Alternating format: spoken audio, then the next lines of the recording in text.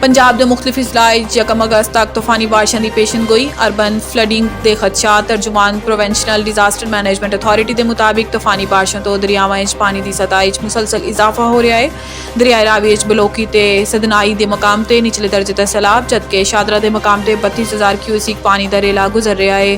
ताहम शादरा के मकाम से पानी का बहाव नॉर्मल है। तर्जुमान PDM का कहना है कि दरियाए सिंध तोनसा के गुड्डू के मकाम से दरमियाने दर्जे का सैलाब है। तूफानी बारिशां के बाईस मुख्तलिफ शहरों अर्बन फ्लडिंग के खदशात भी ने। शदीद बारिश के बाईस पहाड़ी इलाकों लैंडस्लाइडिंग का खतरा। दूसरी जानिब महकमे मौसमियात ने आइंदा 24 घंटे खैबर पख्तूनख्वा के बेशतर इलाकों भी बारिश का इम्कान जाहिर किया है। महकमे मौसमियात का दसना है कि इस्लामाबाद आज मतला अबर आलूद रहने का इम्कान है। ताहम विफाकी दारुल हुकूमत चंद मकामात ते तेज़ हवावां ते गरज चमक के नाल बारिश का मुतवक्को है।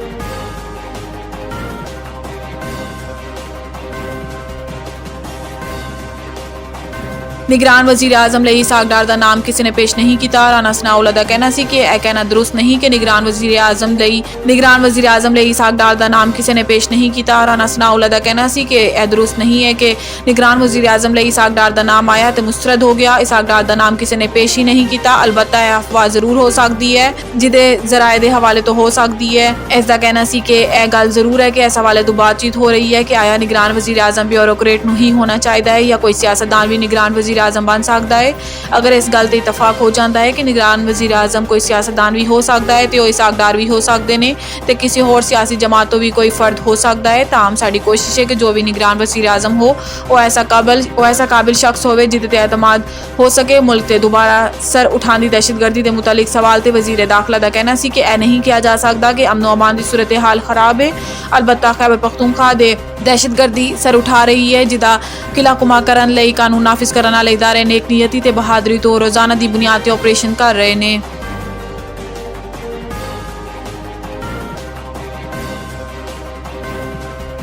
नवासे रसूल सल्लल्लाहु अलैहि वसल्लम ते अनद जान निसार साथियों की कुर्बानी दे गम मुल्क भी 9 मुहर्रमुल हराम दे जुलूस व मजालिस। अज 9वें मुहर्रमुल हराम दे रोज़ लाहौर, कराची, पिशावर ते कोयटा समेत मुल्क भर के छोटे वड्डे शहरों शबी अलमुजुलजना दे जुलूस बरामद होए जिदे नबी दे घराने ते यजीदी फौज दे मजालिम दे गम नोहा खानी ते मातम किया जाएगा।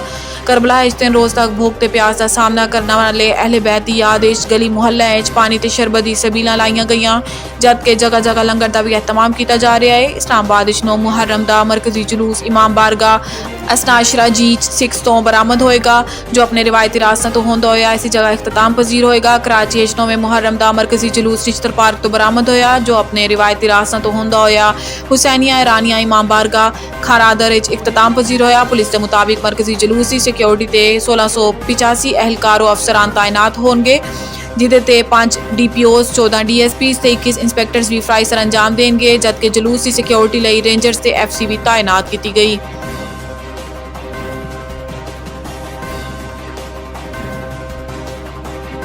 9 ते 10 मुहर्रमुल हराम नूं खैबर पख्तूनख्वा दे 14 इजलाए मोबाइल सर्विस बंद रखने का फैसला। महकमे दाखिला दे ज़राए के मुताबिक 9 मुहर्रम नूं सदर अंदरून शहर पशतखंडा नोथिया हसन घड़ी तहकाल ते बचगी रोड ते मोबाइल सर्विस बंद होएगी, जबकि योम आशूर नूं अंदरून शहर पिशावर ते वटबका रात 9 बजे तक मोबाइल सर्विस मुअत्तल रहेगी। ज़राए महकमे दाखिला के मुताबिक मरदान शहरी योम आशूरा नूं सुबह 8 तो रात 10 बजे तक मोबाइल सर्विस बंद रहेगी।